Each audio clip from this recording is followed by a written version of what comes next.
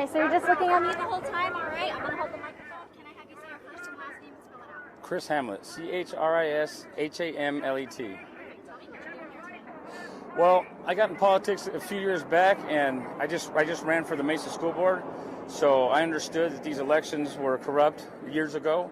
I'm here just to support everyone here, and I believe at this point we need to just have a new election at this point, and we need to do paper ballots, and we need to do it all in one day and be done with it. We can't expect. It's an absurd notion to sit here and play this charade and act like after this counting that we won't have tainted results either way. So we should just really redo this entire election all over. Why do you feel like there was corruption in the election? Well, see, everybody wants to call us election deniers, right? They want to call Republicans election deniers. I'm a lie denier. I'm an ambassador for truth, okay? And here's the bottom line. In 2020, the problem is that election was stolen, and people are just scared to talk about it. They're just scared, and that's all there is to it.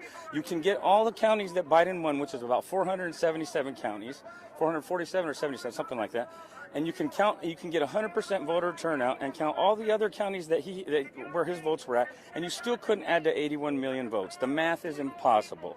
The mathematics are impossible. Not to mention that all over the country, from Pennsylvania to Arizona, there was hearings where people put their lives on the line and signed affidavits to the effect of widespread voter fraud. And not one of those people are in jail for perjury right now. Not one. They put their family at risk, their lives at risk, and they're still all walking free because they won't go after them, because if they do, then they'll expose the corruption, and eventually it'll get to a court where a judge will hear it, and we'll start getting some traction. So nobody's going to touch that. The Department of Justice had their chance. They put January 6 people that are invited in the Capitol walking through a building that they were invited in to walk in prison for 2 years in a federal prison without even a fair trial.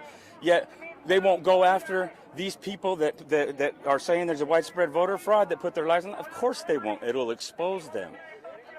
Why rally today while there's still counting votes and the governor's race hasn't been called yet? Well, let me tell you what. I was at the first polling place by my house, and it was a Republican. It was conservative. It's Central Christian Church off Lindsay Road. And I was electioneering outside of the 75 feet, of course. And as we were there, both those tabulators went down. Okay? So you're already giving the appearance that there's a problem. And it only happened in conservative areas. I had to go up the street to vote later at a liberal church, and I had no problem getting through there in 20 minutes. So all the conservative areas, they made it difficult. They had these machines going down from Phoenix to Mesa. I was an electronics technician for a long time. I have a degree in electronics. I understand how this stuff works.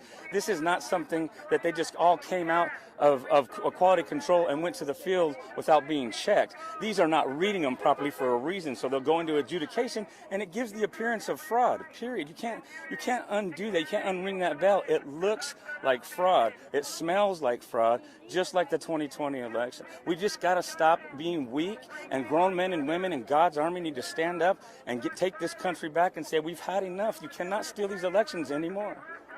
Anything else you would like to say? No, that's fine. Thank you. God bless you. We're here to support free and fair elections.